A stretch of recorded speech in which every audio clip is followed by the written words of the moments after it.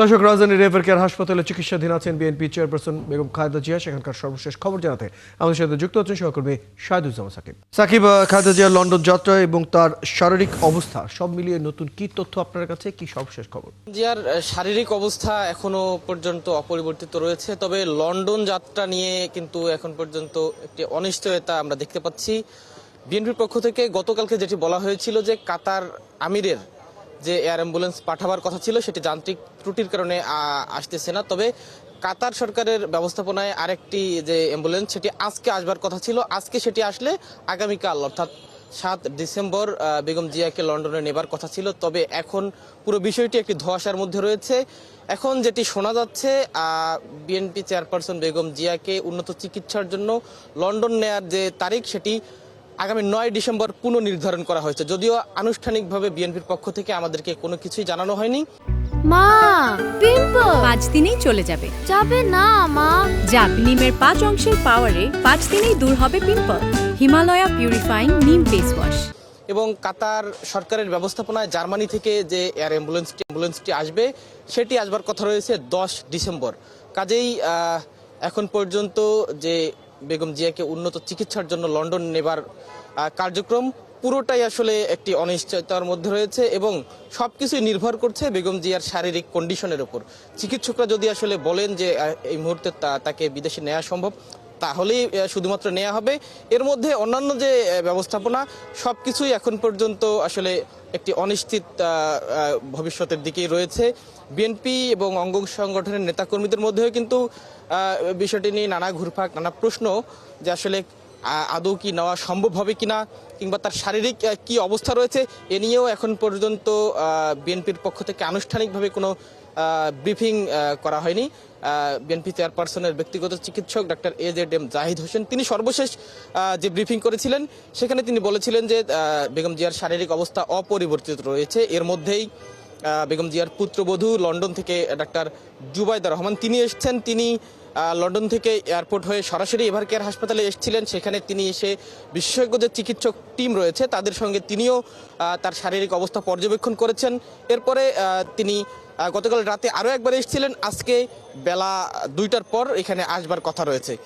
এখন পর্যন্ত তার শারীরিক অবস্থা অপরিবর্তিত রয়েছে এবং লন্ডন যাত্রার যে বিষয় সেটিও কিন্তু একটি অনিশ্চয়তার মধ্যে রয়েছে। রয়েল যেমন সাকিব, খবর রাখতে থাকুন। প্রয়োজন আবার আপনার সাথে যুক্ত হবো। দর্শক, আমাদের সাথে আমাদের সহকর্মী শাহিদুজ্জামান সাকিব এয়ার কেয়ার হাসপাতালের সামনে থেকে যুক্ত ছিলেন, জানাচ্ছিলেন সাবেক প্রধানমন্ত্রী বিএনপি চেয়ারপারসন খালেদা জিয়ার শারীরিক অবস্থার সর্বশেষ খবর। এর আগে শুক্রবার রাতে খালেদা জিয়ার স্বাস্থ্যের খোঁজ নিতে হাসপাতালে যান বিএনপি মহাসচিব মির্জা ফখরুল ইসলাম আলমগীর ও ডাক্তার জুবাইদা রহমান। বিএনপি চেয়ারপারসনের শারীরিক অবস্থা অপরিবর্তিত রয়েছে, তার এন্ডোস্কোপি করা হয়েছে এবং ক্ষুদ্রান্তের প্রথম ভাগের ডিউডেনাম অংশে রক্তক্ষরণ বন্ধ হয়েছে বলে জানিয়েছে মেডিকেল বোর্ডের সদস্য ডক্টর মোহাম্মদ আল মামুন। দলের নেতারা জানান, বেগম জিয়ার স্বাস্থ্য অনুকূল থাকলে এবং মেডিকেল বোর্ড অনুমতি দিলেই লন্ডনের উদ্দেশ্যে যাত্রা করবেন তিনি।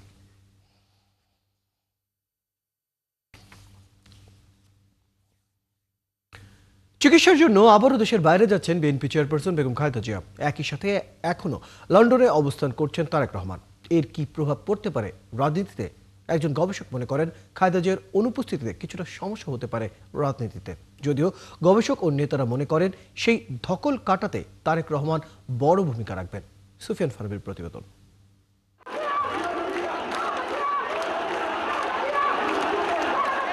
প্রভু নয় বন্ধু চায় বাংলাদেশ, আপোষহীনতার এমন ঘোষণা যার কণ্ঠে ছিল দীর্ঘ ৪৫ বছরেরও বেশি সময়, যাকে দেখে একবার সালাম জানাতে গাড়ি বহরের সামনে জড়ো হতো লক্ষ মানুষ। কারাবরণ করেও যিনি দেখেছেন শুধু বাংলাদেশের স্বার্থ, তিনি আজ জীবন মৃত্যুর সন্ধিক্ষণে। নানাবিধ অসুস্থতায় কাতর তার দেহ। সবকিছু ঠিকঠাক থাকলে আগামী 7 ডিসেম্বর উন্নত চিকিৎসার জন্য নেওয়া হতে পারে যুক্তরাজ্যে। এর আগেও কয়েকবার চিকিৎসার জন্য দেশের বাইরে গিয়েছিলেন সাবেক এই প্রধানমন্ত্রী, তবে এতটা নাজুক ছিল না তার স্বাস্থ্য। তাই রাজনৈতিক মহলে প্রশ্ন, খালেদা জিয়ার অনুপস্থিতি কি দেশ ও বিএনপির রাজনীতিতে কোনো প্রভাব ফেলবে?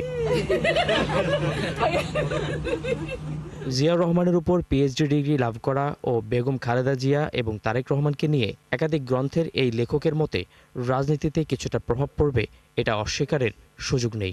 এই যে অসুস্থতা বা এই ক্রিটিক্যাল অবস্থাটি আমাদের বাংলাদেশ রাষ্ট্রের জন্য, বিএনপির জন্য একটি ট্রানজিশনাল পিরিয়ড বা একটা অন্তর্বর্তীকালীন সময়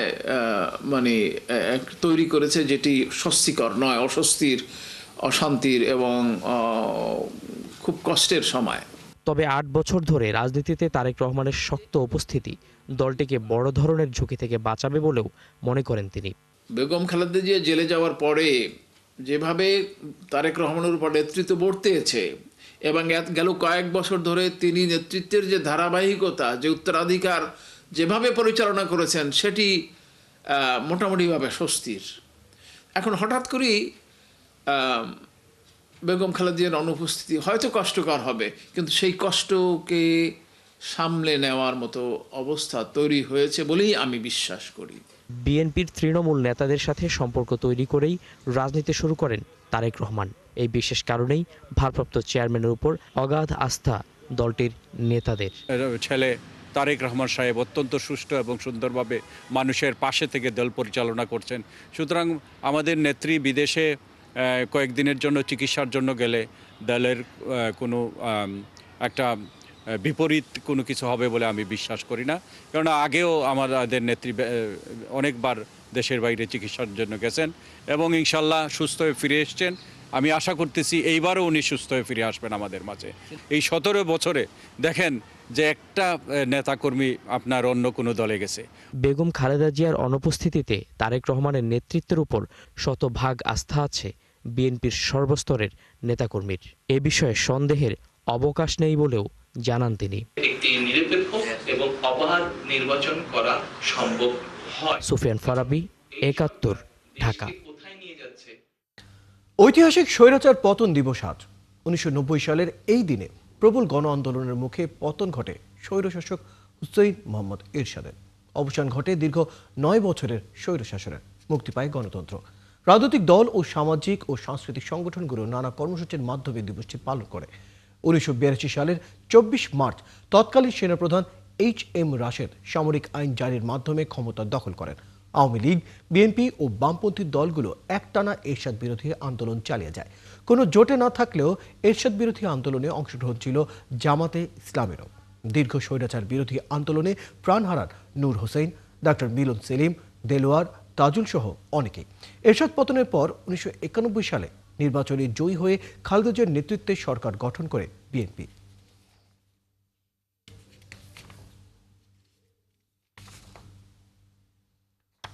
গণতন্ত্র বিরোধী পরাজিত শক্তি আর যেন পুনরুদ্ধার না ঘটে, তাই ঐক্যবদ্ধ থাকার আহ্বান জানিয়েছেন বিএনপির ভারপ্রাপ্ত চেয়ারম্যান তারেক রহমান। স্বৈরাচার পতন দিবসে সামাজিক যোগাযোগ মাধ্যম ফেসবুকে দেয়া এক পোস্টে তিনি একথা লেখেন। গণতন্ত্র ফিরিয়ে আনতে দীর্ঘ ৯ বছর দেশনেত্রী বেগম খালেদা জিয়া নিরন্তর সংগ্রাম চালিয়ে আপসহীন নেত্রী হিসেবে খ্যাতি লাভ করার কথাও জানান তারেক রহমান। গড়ে তোলেন এক দুর্বার গণ আন্দোলন। এরই ধারাবাহিকতায় ৯০-এর ৬ ডিসেম্বর ছাত্র জনতার মিলিত শক্তিতে স্বৈরাচারকে পরাজিত করে মুক্ত হয়েছিল গণতন্ত্র। ফ্যাসিস্ট শেখ হাসিনার দুঃশাসনের অবসানের পর আবারও গণতন্ত্র ফেরাতে বিএনপির নিরলস সংগ্রাম চালানোর কথা জানান তারেক রহমান।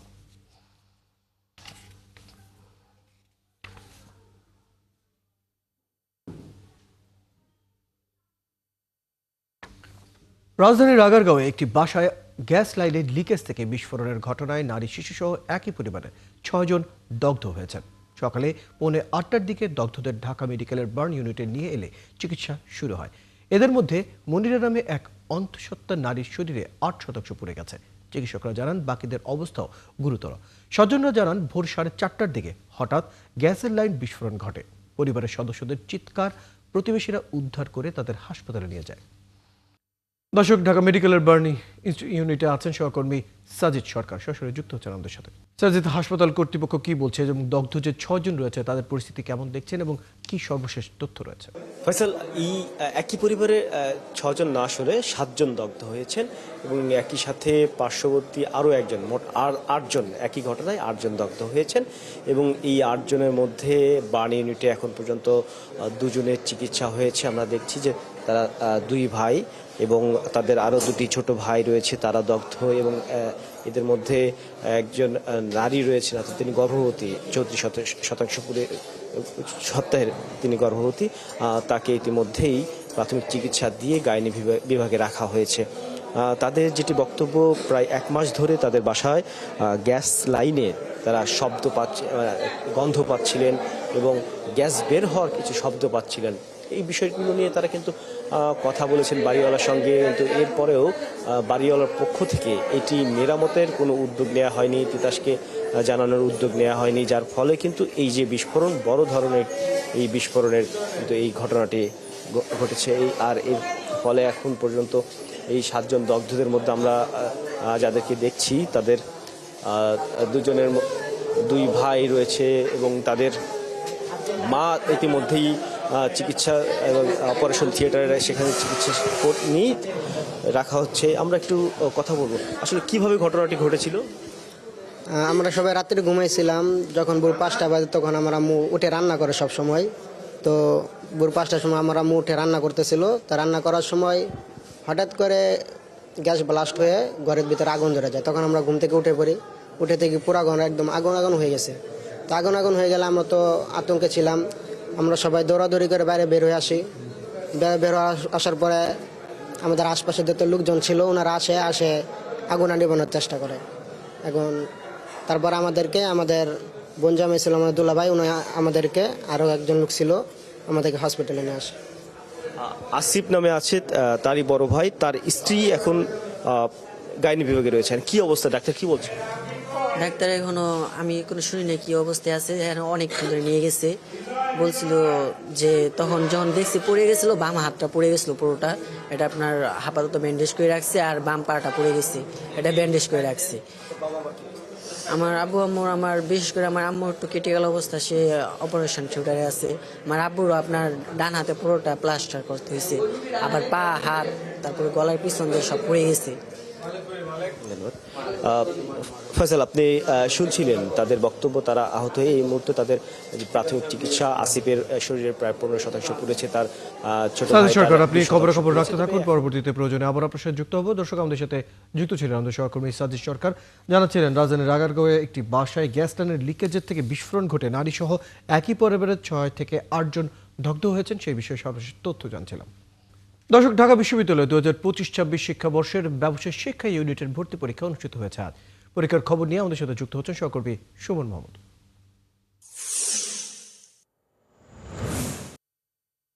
সুমন, ঢাকা বিশ্ববিদ্যালয়ের 2025-26 শিক্ষাবর্ষের ব্যবসায় শিক্ষা ইউনিটের ভর্তি পরীক্ষার সর্বশেষ কি তথ্য রয়েছে আপনার কাছে? কেমন পরিবেশ দেখছেন সেখানকার?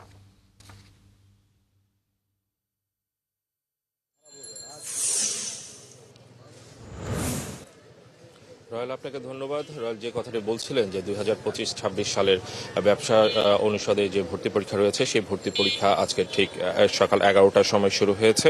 আমরা এই মুহূর্তে আছি ব্যবসা শিক্ষার অনুষদের সামনে। সেখানে আমরা যাদের দেখতে পাচ্ছি তারা হচ্ছেন অভিভাবক, তারা তাদের সন্তান, কারো ভাই, কারো বোন, কারো আত্মীয় স্বজনকে নিয়ে এসেছেন পরীক্ষা দেওয়ার জন্য।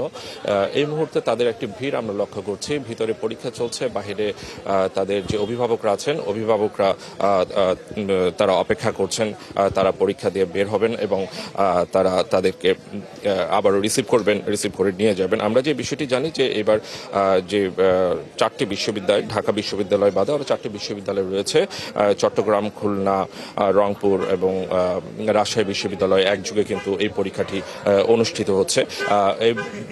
পরীক্ষা দিতে এসে শিক্ষার্থীরা যাতে কোনো ধরনের সমস্যার সম্মুখীন না হন, সে কারণে বেশ কয়েকটি তথ্য কেন্দ্র এখানে রয়েছে। তথ্য কেন্দ্র থেকে তাদের তথ্য দেওয়া হয়েছে এবং কি ধরনের তথ্য তাদেরকে দেওয়া হয়েছে সেই বিষয়টি একটু জানতে চাইবো। যারা আজকে শিক্ষার্থী, যারা পরীক্ষা দিচ্ছেন, তাদেরকে আপনারা এই তথ্য কেন্দ্র থেকে কি ধরনের তথ্য দিয়েছেন যদি একটু বলতে। এখানে সিট পড়ছে বেশ কয়েকটা বিল্ডিং এ এবং ফ্যাকাল্টি জুড়ে। তো আমাদের এই বুথটাতে FBS ফ্যাকাল্টির বেশ কয়েকটা বিল্ডিং আছে। ওই বিল্ডিংগুলো আমরা যারা আসছে ওদেরকে আইডেন্টিফাই করে দিচ্ছি যে 2টা গেট আছে, কার ফার্স্ট গেটে, কার সেকেন্ড গেটে, এগুলো আমরা আইডেন্টিফাই করে দিচ্ছি। এবং অনেকে হচ্ছে এখানে এসে অন্যান্য যে জায়গা দূরে দূরে জায়গাগুলো আছে, যেমন হচ্ছে শহীদ মিনার পাশে অ্যানেক্স বিল্ডিং আছে বা অন্যান্য জায়গায়, ওইগুলোও এখানে খুঁজতে আসতেছে। তো আমরা ওনাদেরকে বলে দিচ্ছি যে কোন জায়গায় কোন জিনিসটা আছে। হ্যাঁ, আবার এছাড়াও অনেকজন আসছে যাদের হচ্ছে সিট প্ল্যান সম্পর্কে ধারণা নাই, ওদের ওই সিট প্ল্যানটা আমরা খুঁজে দিচ্ছি। এছাড়া আমাদের এখানে পানি, কলম এবং চাবির রিং, তারপরে আমাদের এই তো ক্যালেন্ডার দেওয়া হচ্ছে অভিভাবকদেরকে এবং অন্যান্য যাবতীয় সহায়তা। আবার এমন অনেক মানুষ আসতেছেন যাদের হচ্ছে অভিভাবক তার ছেলে খুঁজে পাচ্ছে না, সেক্ষেত্রে আমরা সহায়তা করতেছি। যারা অভিভাবক অপেক্ষা করছেন তাদের জন্য কি ধরনের সহযোগিতা রেখেছেন আপনারা বা কি করছেন? তাদের জন্য আমরা পানি, তারপরে ক্যালেন্ডারের ব্যবস্থা করছি 2026 সালের। এছাড়া কলম এবং চাবিং রিং রয়েছে। আর আমাদের বিভিন্ন জায়গায় বেশ কয়েকটি গার্ডিয়ান লাউঞ্জ করা হয়েছে, ওখানে পর্যাপ্ত সংখ্যক চেয়ার দেওয়া হয়েছে, গার্ডিয়ানরা ওখানে সুন্দরভাবে বিশ্রাম করতে পারছে। যে বিষয়টি জানাচ্ছিলাম যে ব্যবসা শিক্ষায় এবার মোট আসন সংখ্যা কিন্তু রয়েছে 1050টি এবং তার প্রেক্ষিতে এবার পরীক্ষার্থী এসেছেন 34,062 জন। পরীক্ষাটি এখন চলছে। ঢাকা বিশ্ববিদ্যালয়ের উপাচার্য ডক্টর নিয়াজ আহমদ খান 11:30টার দিকে আসবেন এবং পরীক্ষার হলগুলো পরিদর্শন করার কথা রয়েছে। রয়েল খবর রাখতে থাকুন, প্রয়োজনে আবার আপনার সাথে আমরা যুক্ত হবো। দর্শক, আমাদের সাথে আমাদের সহকর্মী সুমন মাহমুদ যুক্ত ছিলেন ঢাকা বিশ্ববিদ্যালয়ের থেকে। সেখানে 2025-26 শিক্ষাবর্ষের ব্যবসা শিক্ষা ইউনিটের ভর্তি পরীক্ষা অনুষ্ঠিত হচ্ছে। এদিকে বন্ধ হতে যাওয়া 9 ব্যাংক বহির্ভূত আর্থিক প্রতিষ্ঠানের 4টির শেয়ারের দর নেমেছে 1 টাকার নিচে, যে তালিকার সবার নিচে পিপলস লিজিং। বৃহস্পতিবার যা হাত বদল হয় মাত্র 56 পয়সায়। এছাড়া অন্য 4টি বেচাকেনা হয়েছে 1 টাকার কিছু ওপরে।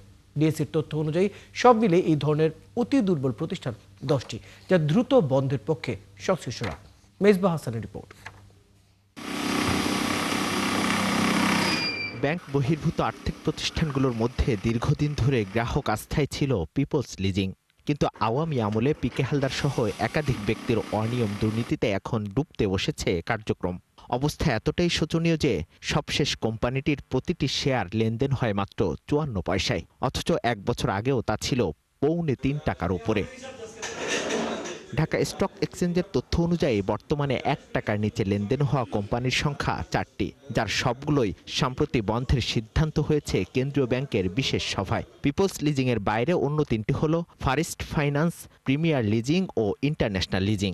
বাজার সংশ্লিষ্টদের মতে দ্রুত এসব বন্ধের সিদ্ধান্ত নেওয়া উচিত নিয়ন্ত্রক সংস্থার। সেগুলোর বিষয় এটা ডিএসসি ইনভেস্টিগেট করতে পারে, ইনকোয়ারি করতে পারে, করে কি সিচুয়েশনে কোম্পানিগুলো আছে একটা অডিট করতে পারে, করে জনগণকে বিনিয়োগকারীদেরকে জানান দেয়া যে ভাই এই কোম্পানিগুলোর এই সিচুয়েশন, এবং সেখানে ডিএসসি কি পদক্ষেপ নিতে পারে সেই সকল কোম্পানির জন্য, সেইগুলো একটা স্পষ্টীকরণ ঢাকা স্টক এক্সচেঞ্জকে করতে হবে। ডিএসসির তথ্য বলছে 1 টাকার কিছুটা উপরে লেনদেন হওয়া শেয়ারের সংখ্যা 6টি। এর মধ্যে GSP Finance, Prime Finance, BIFC ও ফাস ফাইন্যান্স আছে বন্ধের তালিকায়। মূলত সম্পদের বিপরীতে কয়েক গুণ বেশি ঋণ, অনিয়ম, লুটপাট আর অব্যবস্থাপনার কারণে দুর্দশায় পড়েছে এসব প্রতিষ্ঠান।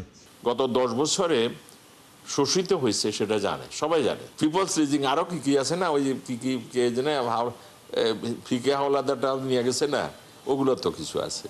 এগুলো 1/3 হয়েছে, 10 টাকার শেয়ার 1/3 বা 2 টাকা 3 টাকা শেয়ার, তার জুয়াটা যেন না খেলে। এখানে কোনো সিরিয়াল ট্রেডিং হচ্ছে কিনা বা এখানে কোনো পরিকল্পিতভাবে কেউ কিছু করছে কিনা, তো এটার জন্য নিয়ন্ত্রক সংস্থা আছে। নিয়ন্ত্রক সংস্থা এই জিনিসটা অবশ্যই দেখা উচিত। আর সাধারণ বিনিয়োগকারীকে আসলে সুপার নর্মাল গ্রোথ বা প্রফিট প্ল্যান থাকলেও দিন শেষে যদি প্রফিটের চেয়ে ইকুইটি থ্রেটে পড়ে, ইকুইটির দিকে কনসেন্ট্রেট করা উচিত। বর্তমান লেনদেন হওয়া কোম্পানির শেয়ারের মধ্যে জেড ক্যাটাগরি বা মন্দ শেয়ার আছে 101টি। মিসবাহ হাসান, 71, ঢাকা। চাষাবাদের ভরা মৌসুমে জয়পুরহাটে সার সংকট বাড়ছে। কৃষকদের অভিযোগ, বেশিরভাগ ডিলার বাজারে সরবরাহ কমিয়ে রাতের অন্ধকারে বেশি দামে সার বিক্রি করছে, কিন্তু এ নিয়ে কৃষি বিপণন বিভাগের কোনো পদক্ষেপ নেই। এদিকে বেশি দামে সার বিক্রি করা নিয়ে প্রতিদিনই কৃষকদের সঙ্গে খুচরা ব্যবসায়ীদের বাকবিতণ্ডা হচ্ছে। মোয়াজ্জেম হোসেনের তথ্য ও ছবিতে প্রতিবেদন। জয়পুরহাটে সার নিয়ে বিক্রেতাদের সঙ্গে কৃষকের এমন বাকবিতণ্ডার চিত্র নিত্যদিনের। কৃষকরা জানান, তীব্র সার সংকটে এখনো আলু চাষের বহু জমি অনাবাদি হয়ে আছে, কারণ বেশি দাম দিয়ে অনেকেই সার কিনতে পারছেন না। সার চাচ্ছে আমরা, যেইটুকু লাগবে সেইটুকু পাচ্ছে না, হাফ বস্তা, তারপর 2 জন মিলে 1 বস্তা, এই সিস্টেম করে। পটাশ নাই, গ্যাপ নাই, ইটা নাই, উঠা নাই, কারণ থেকে গেলে হাওয়া হয়ে গেল, উঠে গেল, সব উঠে হয়ে গেল, সব উধাও। 4 বিঘা মাটি আমি আবাদ করি, 8 বস্তা সার হলে হবে। আমাকে 4 বস্তা সার দিয়ে আমাকে বলতেছে যে এই মাসের মধ্যে যেন আর আসেন না, আমার জমি রেডি হয়ে গেছে। কৃষকেরা সার পায়, একটুকু সার লাগায়নি, 1 বস্তা সার লাগায়নি, সার নাই করছে, আজকে সার নাই, এরা সার বাইরে বিক্রি করে, এখন সার নাই। চাষিরা জানান, কিছু ডিলারের দুর্নীতি ও কৃষি বিপণন বিভাগের দুর্বল ব্যবস্থাপনার সুযোগে অসাধু ব্যবসায়ীরা প্রতি বস্তা সারে 400 থেকে 500 টাকা বেশি নিচ্ছে।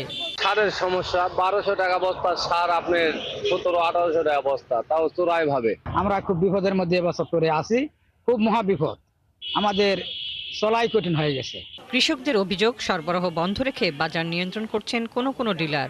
এই ভরা কৃষি মৌসুমে বাজারে সারের চাহিদা বেশি থাকায় বাড়তি দাম নিচ্ছেন তারা। কয়েকটা সার দিও, সেও নিয়ে গেছে, কৃষকরা সার পাচ্ছে। আমার সঙ্গে একটা কথাই বলছে যে আমাকে বেশি দামে কিনছে, একটু বেশি দামে বিক্রি করা হচ্ছে। ডিলাররা অবশ্য বলছেন, কৃষি বিপণনের অব্যবস্থাপনার কারণে সারের বাজারের এই দুর্গতি। এ নিয়ে কথা বলতে গেলে কোনো ডিলার চড়াও হচ্ছে গণমাধ্যম কর্মীদের ওপর।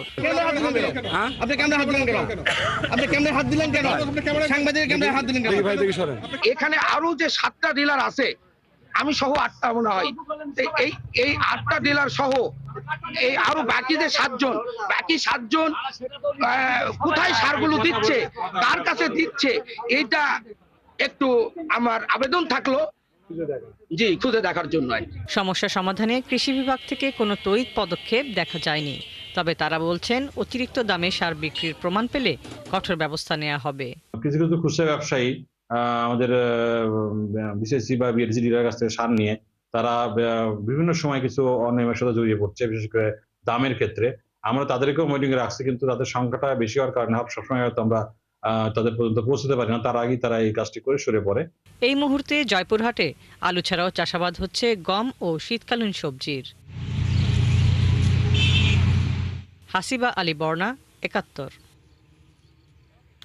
আজ পঞ্চগড়ের তেঁতুলিয়া আবহাওয়া পর্যবেক্ষণাগারে দেশের সর্বনিম্ন তাপমাত্রার রেকর্ড হয় 10.5 ডিগ্রি সেলসিয়াস। এটি এখন পর্যন্ত এই মৌসুমের সর্বনিম্ন তাপমাত্রা। সকাল 6টার দিকে তেঁতুলিয়ায় বাতাসের আর্দ্রতা ছিল 95%। ফলে ভোর থেকেই বেড়ে যায় শীতের দাপট। হাত পা জমে আসার মতো ঠান্ডা অনুভূত হয় এলাকায়। এর আগে গত মঙ্গলবার এই মৌসুমের সর্বনিম্ন তাপমাত্রার রেকর্ড হয়েছিল 11.7 ডিগ্রি সেলসিয়াসে। এরপর টানা 3 দিন তেঁতুলিয়ায় সর্বনিম্ন তাপমাত্রা ছিল 12 ডিগ্রি সেলসিয়াস। দর্শক, পঞ্চগড় সহ উত্তরাঞ্চলের শীত ও তাপমাত্রার খবর জানাতে আমাদের সাথে যুক্ত হচ্ছেন সহকর্মী রফিকুল ইসলাম। রফিকুল ইসলাম, আজকে তো তেঁতুলিয়ায় দেশের সর্বনিম্ন এবং এই মৌসুমের সর্বনিম্ন তাপমাত্রার রেকর্ড হয়েছে, জনজীবনে কেমন প্রভাব দেখছেন?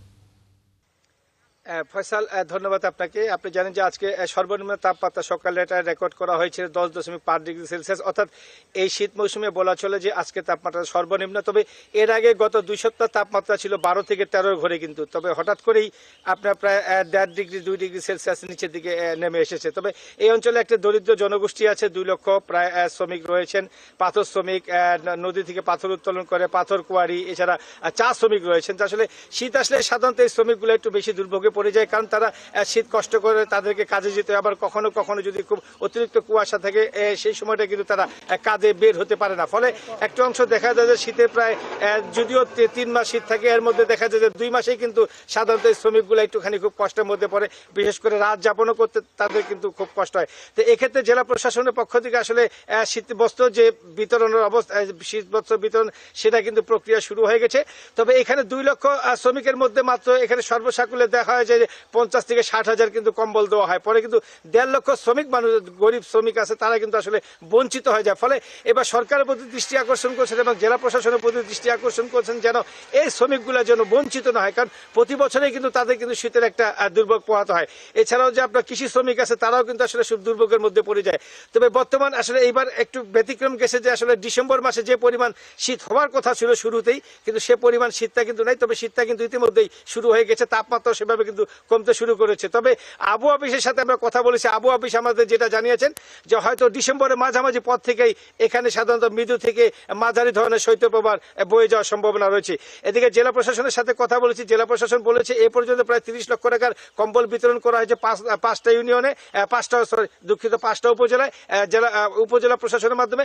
তবে মন্ত্রণালয় অর্থাৎ দুর্যোগ ও ত্রাণ মন্ত্রণালয়ে তারা আবেদন পাঠিয়েছেন এবং সেখান থেকে যেটা তথ্য এসেছে যে এ পর্যন্ত পঞ্চগড় জেলায় যত শ্রমিক আছে, বিশেষ করে দরিদ্র শ্রমিক, তাদের মাঝে কম্বল প্রত্যেকটি মানুষের বাসায় বাসায় বা ঘরে ঘরে কম্বল পৌঁছে দেওয়া হবে বলে জানিয়েছেন জেলা প্রশাসক আমাদেরকে।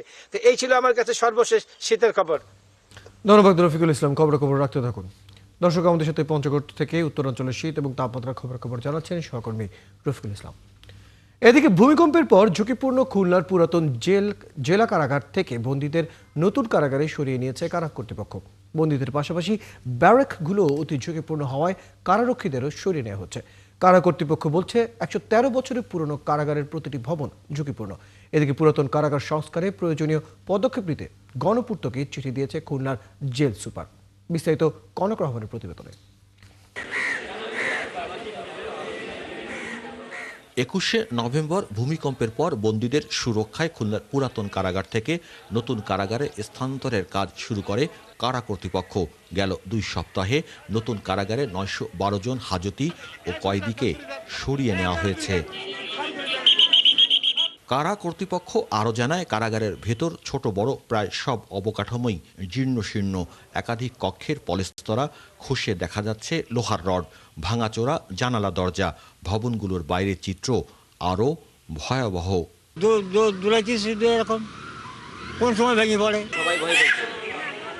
সবাই মানে লাফাই দিয়ে পারছে না। বহুত ডেয়ারিং ঢুকে পড়ল, এই যে ভূমিকম্প হয়েছিল ভয় লেগে গেছিল যে ভাঙে না পড়ে যায়। এমনকি গাছের মোটা শিকড় প্রবেশ করেছে কারারক্ষীদের ব্যারাকের প্রতিটি কক্ষেই। কিন্তু উপায় না থাকায় জীবনের ঝুঁকি নিয়ে তাদের থাকতে হচ্ছে। এমনকি জেল সুপারও দাপ্তরিক কাজ সারেন ঝুঁকিপূর্ণ কক্ষে। সবশেষ কবে ভবনগুলো সংস্কার হয়েছিল জানা নেই কারারক্ষীদের। 3 বার মানে বিল্ডিংটা একবার এরাম দুললো, একবার এরাম হয়ে দাঁড়াই গেল। তা আমি ভাবছি হয়তো বিল্ডিংটা আসলে এখনই মনে হয় পড়ে যাবে। আমার বেডের উপরে মানে নিরাপত্তার জন্য কাপড় টাঙায় রাখতে হয়েছে, যে কখন যেন প্লাস্টার খুলে আমার নিজের মাথার উপরেই পড়তে পারে। ভূমিকম্পে যেভাবে আতঙ্ক ছড়িয়েছে, ভবন সংস্কার ছাড়া সেই আতঙ্ক সহসা যাচ্ছে না বলে জানান জেল সুপার। আমরা গণপূর্তের সাথে যোগাযোগ করতেছি যে আমাদের বিল্ডিংয়ে কোনো ক্ষতি হয়েছে কিনা, এইটা তার পরিচয়ের সঙ্গে একটা রিপোর্ট দেওয়ার জন্য। তারপর আমরা এই শিফটিং করতেছি এবং যেই আমাদের রূপসা ভবনটা সাইডতলা, এটা আমাদের কাছে ঝুঁকিপূর্ণ মনে হয়। এই বিদায় আমরা এই বিল্ডিংটা খালি করে বিভিন্ন ওয়ার্ডে দিয়ে দিয়েছি। খুলনা পুরাতন জেলা কারাগারে বর্তমানে বন্দী রয়েছেন 259 জন। ভৈরব নদ ঘেঁষে 113 বছর আগে 1912 সালে নির্মাণ হয় কারাগারটি। কনক রহমান, 71, খুলনা। আসন্ন ত্রয়োদশ জাতীয় সংসদ নির্বাচনের হাওয়া বইছে গারো পাহাড়ের জেলা শেরপুরে। এই জেলায় 3টি সংসদীয় আসনে পুরুষের চেয়ে নারী ভোটার বেশি। ভোট নিয়ে ভাবছেন তারাও। বিপুল সংখ্যক এই জনগোষ্ঠী তাই নির্বাচনের পর নারীদের নিরাপত্তা, স্বাস্থ্যসেবা, কর্মসংস্থান ও শিক্ষা ব্যবস্থার উন্নয়নের পাশাপাশি পাহাড়ি নারীদের জীবনমান উন্নয়নে প্রতিশ্রুতি বাস্তবায়ন চান। শেরপুরের নারীদের নির্বাচনী ভাবনা নিয়ে শাকিল মুরাদের তথ্য ও ছবিতে প্রতিবেদন। আসন্ন নির্বাচনের হাওয়া বইছে গারো পাহাড়ের জেলা শেরপুরে। নারীদের মাঝেও ছড়িয়েছে নির্বাচনী আমেজ। 52টি ইউনিয়ন, 4টি পৌরসভা নিয়ে শেরপুরে 3টি সংসদীয় আসনে এবার পুরুষের তুলনায় নারী ভোটার বেশি। নির্বাচনের পর নির্বাচিত সরকারের কাছে নারীদের প্রধান চাওয়া নিরাপত্তা, পাশাপাশি স্বাস্থ্যসেবা, কর্মসংস্থান আর শিক্ষা ব্যবস্থার উন্নয়ন চান নারীরা। চান পাহাড়ি নারীদের জীবনমান উন্নয়নে প্রতিশ্রুতির বাস্তবায়ন।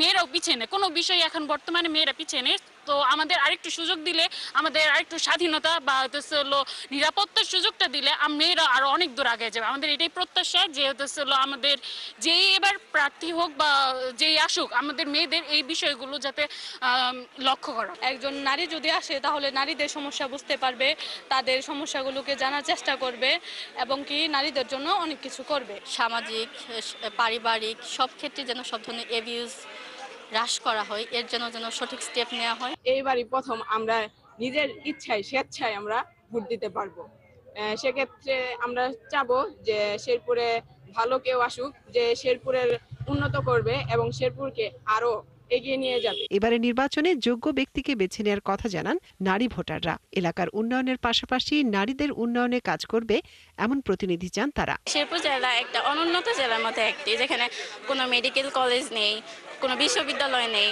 হাসপাতাল আছে তাও নোংরা, অপরিচ্ছন্ন। মেয়েদের নিরাপত্তা নিশ্চিত করতে হবে এবং ওদের অধিকারটা, প্রাপ্য যে অধিকারটা, সেটা ওদেরকে বুঝিয়ে দিতে হবে। নারীদের জন্য তেমন কোনো উন্নয়ন করা হয়নি, যেমন মেডিকেল কলেজ নাই, হসপিটাল নাই, সড়ক ব্যবস্থার উন্নয়ন নাই। নারী পুরুষ সমতা কাগজে থাকলেও বাস্তবে নেই, তাই পিছিয়ে পড়া নারীদের সাথে নিয়ে একসাথে কাজ করার দাবি নারী নেত্রীদের।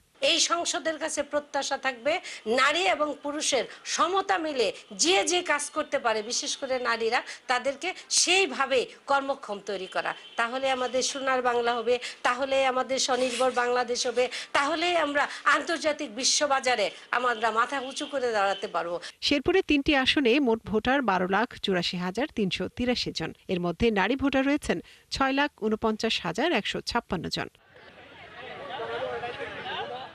মনিরা কাজরি, ৭১।